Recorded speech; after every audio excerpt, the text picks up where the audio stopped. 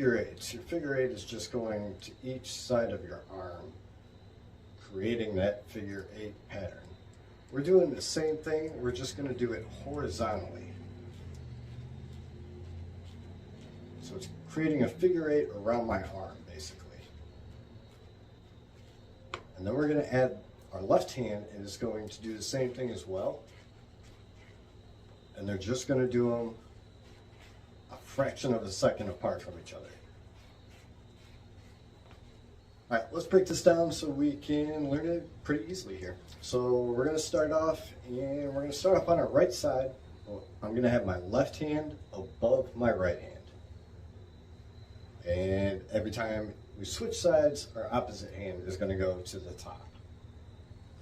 So start off on our right, left hand up, and we're actually going to just leave that there for now. We're just going to get this down with the right hand because it's the exact same thing with the left hand, just a slight difference in timing. So we're going to start here, and we're going to come across like we're going to bounce, but we're actually going to have our hands straight in front of us so that it can't bounce. There's nothing to hit there. So it's just going to do this circle. And I'm going to turn my thumb down to try and get this to come across as straight as possible. So down, circle, and then we're going to keep that momentum going, and I'm going to turn my hand up so that my thumb's facing up now, and it's going to spin above. And that's all it is. It's just one circle down, one back up. Now let's add the other hand in here. And again, we're doing the same thing.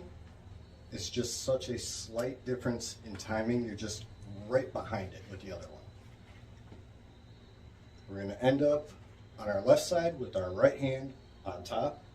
And then we'll just come across, collapse them, and that's that.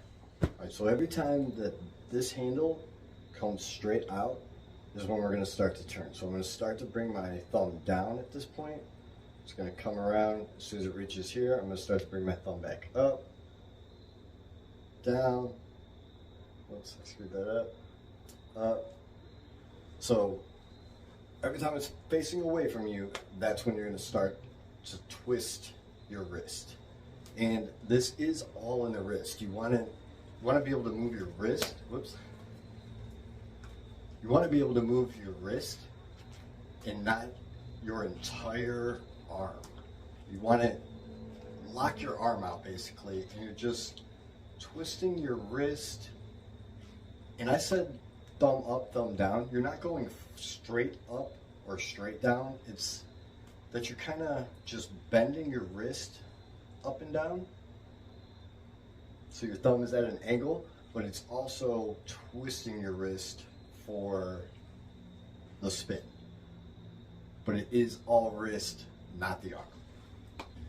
And these are not crossing. So my arms aren't crossing over each other at all. They're literally the right one staying to the right, the left one staying to the left.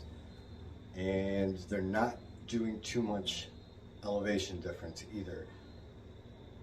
For this, I want to try to keep them as close as possible to get a nice tight effect.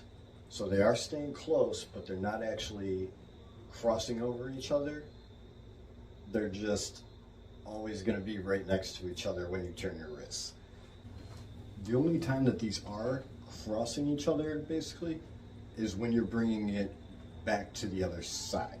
So when we start off, we're going to keep them in front of us for a minute. I mean, you can do this indefinitely, but just for 1 or 2 rotations, and then we're going to bring them up to our side.